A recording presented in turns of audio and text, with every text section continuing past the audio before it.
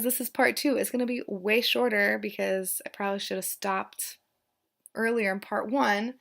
That's okay. So the most exciting part of my day was when we were at Finney Books, and I had picked the books that I was going to buy, and then Jake is like, "Oh my gosh!" And then I said, "Oh my gosh, what?" And so he showed me the magazine rack, and on the magazine rack was Honest History, issue 2, and this is A Pirate's Tale. And the reason this is so exciting is because our friends are the editor-in-chief and publisher. So Dave has been Jake's friend for a really long time, and Brooke is his wife, and they're so wonderful. And so I think this is like Brooke's little baby. She might be getting her master's in some kind of history something.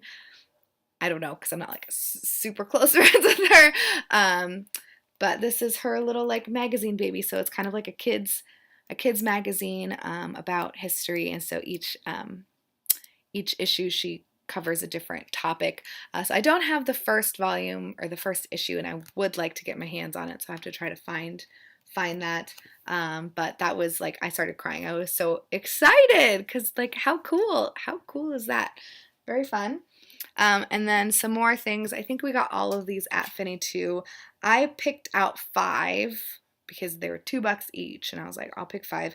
And then Jake kind of went crazy and bought me some more. So I can't control him, he does what he wants. So I got a bunch of these. They have these Penguin modern editions. So the one that Jake bought me is The Haunted Boy by Carson McCullers. And then I got The Survivor by Primo Levi. I'm not going to mention translators, guys, because I just cannot be recording anymore. I just recorded a 21-minute video.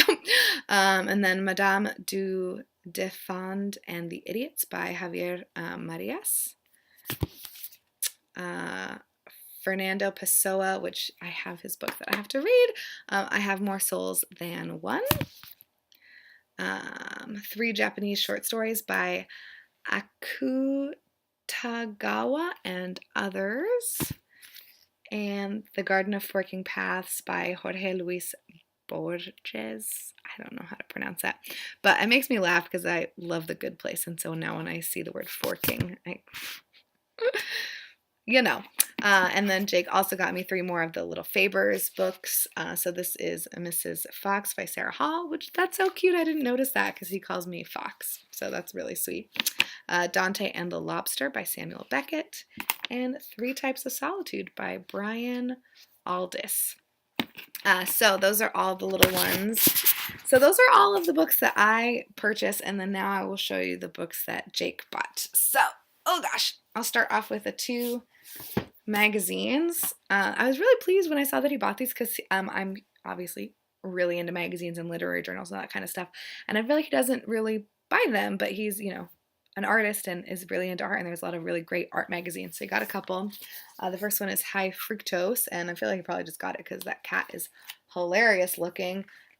So there's some stuff from inside of it, so that's fun.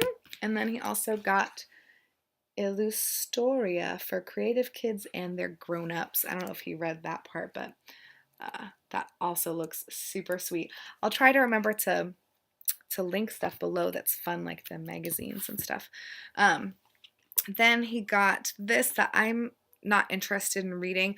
I want to try to come up with like a little shelf for him so we can put like his like art and design type books on that I just don't want on my shelves. He says that I'm not selfish, but that is not fair because I take all of his like good books and put them on my shelves. But I don't want to read a book about art. That's not my jam. So anyways, this is Writing for the Design Mind by Natalia Ilian, and one of the booksellers, I think it was at Eagle Harbor, maybe. She was talking about this, how like sometimes people that are artists have trouble writing because their brains think in a different way, and so this kind of helps out with that. This actually does sound super, super interesting, but I am not a writer or an artist, so I'm not like jumping to read that. Then he got this, I don't know, I think he got this at Finney. Pearls Takes a Wrong Turn by Stephen Pastis as Pearls Before Swine Treasury. So this is like a comic strip collection. I've never really read this comic strip, so this actually looks super, super fun. Maybe I'll read that soon too. And then he also got The Essential Dykes to Watch Out For by Alison Bechdel. He is super into Alison Bechdel, as everyone should be, and so he saw this and was excited about it. I don't really know much about it other than I assume it's... Okay, great. So this is another like comic book, and I assume that it's either Alison Bechdel writing comics about women or dykes to watch out for, or it's by different... I think it's probably... Yeah. There's a quote on the back that says, once again, one of Alison Bechdel's dykes to watch... Once again, one of Alison Bechdel's dykes to watch out for has put her finger squarely on the dykegeist. That is hilarious. So it's okay, so it says since 1983, this little comic strip community has been gripping, groping, and gossiping its way through the cultural and political events of our time, from the Butch Femme debates to the second coming of Bush, and then etc. etc. So yeah, that sounds super great. I'm so excited I get to reap the benefits of Jake's... I don't know what happened. I mean, this one I actually bought for Jake, and that is Berlin by Jason Lutz. And this is it's kind of...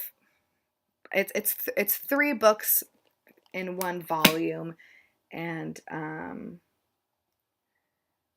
it's a story about artists trying to make art during the rise of the Nazis in Germany, and a Bildungsroman of the First Order. I don't know what that word means. I'll have to look that up. But yeah, so again, it's like black and white. Sorry, it's kind of hard to hold this up, the other one too, because they're so large. Then he got this illustrated The Elements of Style by Strunk White Coleman. So it's The Elements of Style. So I was confused, and then I opened it, and it looks super adorable. So I'm probably also not going to like be reading this, but it's a nice way to have that book. Oh my gosh. And then he also got the R. Crumb Handbook by R. Crumb and Peter Poplawski. So this is another... I guess that makes sense. Like, he's really into like art type things. He's an artist. I'm such an idiot. So, you know, this has some text and some comics and some pictures and stuff. So that's fun. It says free CD inside. Do you think there's actually a free CD in here? No. And then he also got Illuminations, Essays and Reflections by Walter Benjamin. I don't know who Walter Benjamin is, but maybe I'll find out. And then he got 2 books by Michel Foucault. I'm really tired, so I can't speak properly. The first one is The History of Sexuality, Volume 1, an Introduction. And this is translated by Robert Hurley. And then the other one is Discipline and Punish, The Birth of the Prison. Ooh. And that is translated by Alan Sheridan. And I think he said that he bought these because one of his instructors is like a really big fan of this author. But I couldn't tell you, and Jake's at school right now, so he can't tell you either.